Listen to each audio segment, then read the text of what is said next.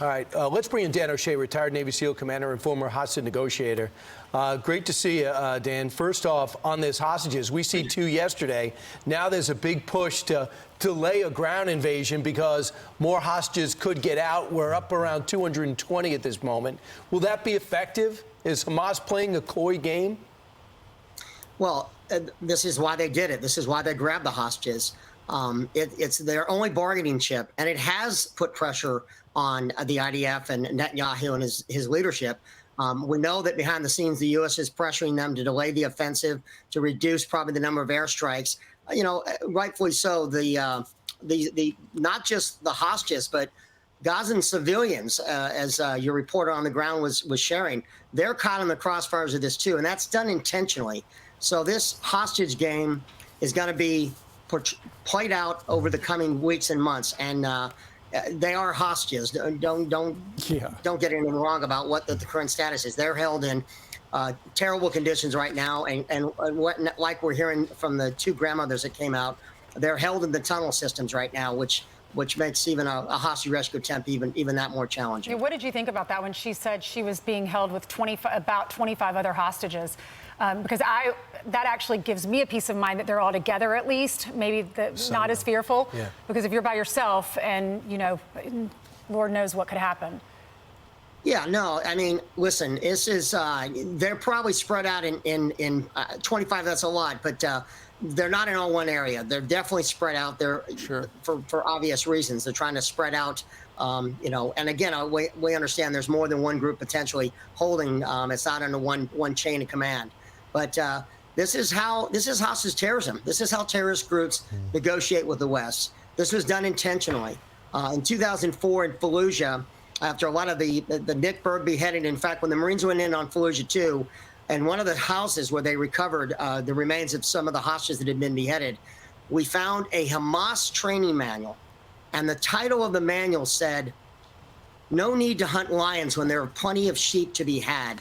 That was literally the title of a Hamas manual on kidnapping and terrorism. So they invented this whole kidnapping in the Middle East, started in Lebanon in the 80s and 90s. And, you know, this is a playbook directly out of Hamas, all these Islamic jihadist groups, and they're playing it very well. It's a brutal, barbaric tactic, but it's been very effective because I guarantee every day the IDF does not go in and start the offensive, it's a victory for Hamas. Well, another day for them to prepare their defenses. Right. And Dan, this relates to the manual you were just talking about. Yesterday, the IDF played some video from some of the interrogations of the Hamas terrorists. And essentially, they all said Islam does not permit the killing of women and children. And yet they were told to go out and kill civilians, including women and children. And one terrorist told Israeli forces, whoever brings a hostage back to Gaza gets $10,000 and an apartment. One of the hostages was released yesterday, 85 years old. She did a press availability about 2 hours ago. Here's her daughter talking about what it was like in that tunnel. My mom is telling the horrific stories. She's saying that many people, a swarm of people came through the fence. My mom is saying that she was taken on the back of a motorbike with her body, with her legs on one side and her heart on another side.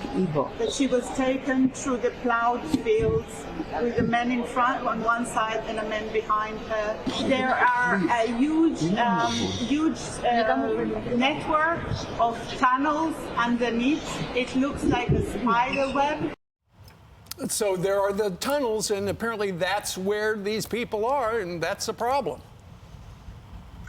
Yeah, planning considerations for this mission are going to be complicated by the fact they're in a tunneling system, which makes it even harder. And again, as has been noted, Gaza is one of the most densely populated places on the planet. The fact that there is no friendly on the ground, we don't have forward operating bases. We can't fly helicopters into Gaza without raising an alarm. So launching a hostage rescue mission, which is critical, requires obviously number one, proof of life, that hostages are still alive. 2, you want a 10-digit grid. You need to know exactly where they're being held, not just in a tunneling system, but exactly where in the tunneling system, because the moment you have to go kinetic and make those noises when you're inserting, you've compromised. And we can assume that Hamas as they're portraying these pictures that they're treating these hostages well, in reality, they're standing there over them with AK-47s.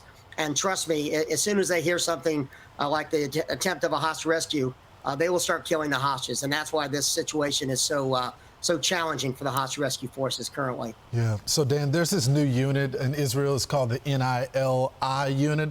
And apparently they have one goal, and it's to kill all Hamas terrorists involved in the October 7th attack.